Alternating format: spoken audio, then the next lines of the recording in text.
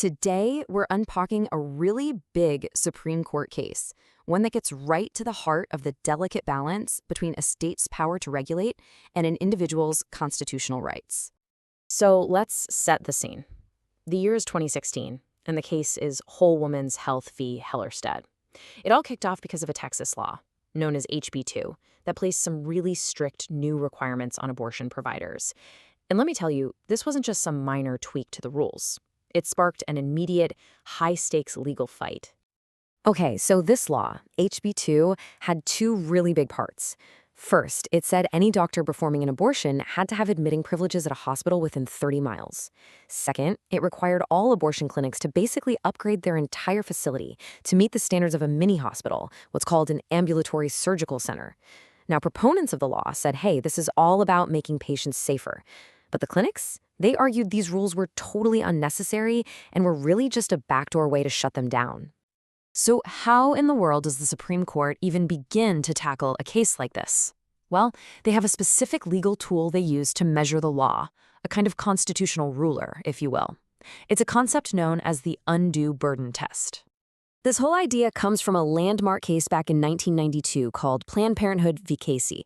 And what it says is, well, it's pretty straightforward. States can regulate abortion, sure, but they can't create a law whose purpose or actual effect is to put up a substantial obstacle for a woman trying to get one. It's essentially a legal line in the sand. The best way to think about the undue burden test is to picture a balancing scale. On one side, the court puts the law's supposed medical benefits. On the other side, it stacks up all the burdens, the real-world obstacles that the law creates. And the entire case really boils down to one simple question. Do the benefits actually justify the burdens? All right, so let's see how this played out.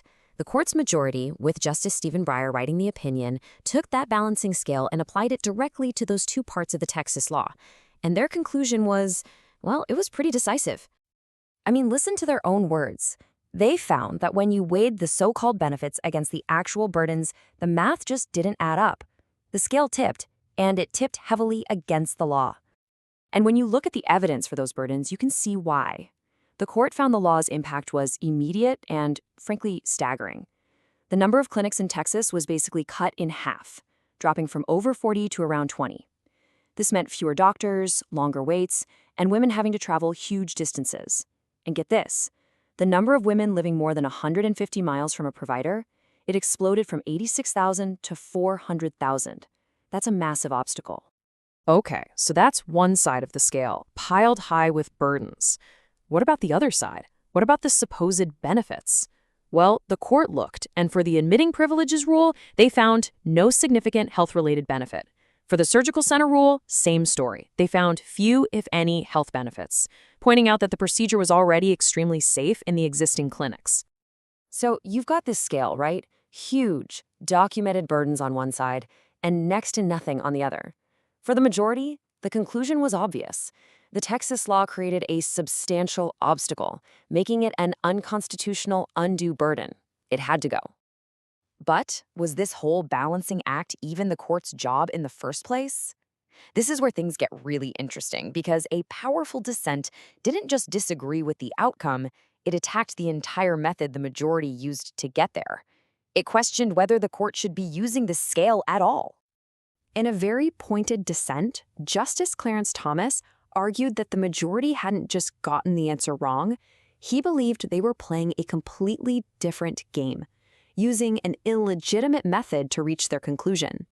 He argued that the court has this habit of, in his words, bending the rules whenever a case about abortion comes up. He's basically saying the court was creating special, made-up rules for these cases instead of acting as neutral judges. The real heart of the dissent is an attack on the undue burden test itself. Justice Thomas called it a subjective, free-form balancing test that you just can't find anywhere in the actual text of the Constitution.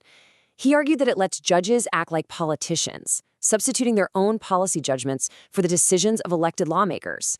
From his perspective, the court's job wasn't to weigh the effects of the law, but simply to defer to the Texas legislature's judgment. So at the end of the day, what we have here are two totally different, competing ideas about the role of the Supreme Court and how to read the Constitution. And this just lays it out perfectly. The majority focused on the practical, real-world consequences of the law, concluding its burdens were just way too high for its tiny benefits. But the dissent, it focused on the legal process, arguing that the very test the majority used was a judicial invention that lets courts act like a super legislature. So who won? Well, in a 5-3 vote, the majority's view carried the day. The Supreme Court struck down both parts of the Texas law, and that decision sent major ripples across the entire country. So why does this one case matter so much? Because it did way more than just strike down a law in Texas. It sent a powerful message to state legislatures everywhere. It reaffirmed and actually strengthened the undue burden test, making it crystal clear that if a state is going to regulate abortion, it has to prove that those regulations provide real, tangible health benefits that outweigh the obstacles they create. And all of this leaves us with a fundamental question, one that's at the heart of this case and so many others. When judges weigh the benefits and burdens of a law, are they interpreting the Constitution or are they making policy? This is so much more than a dry legal debate. It's a deep disagreement about the role of the courts in our society, and it's a debate that is absolutely still shaping our nation today.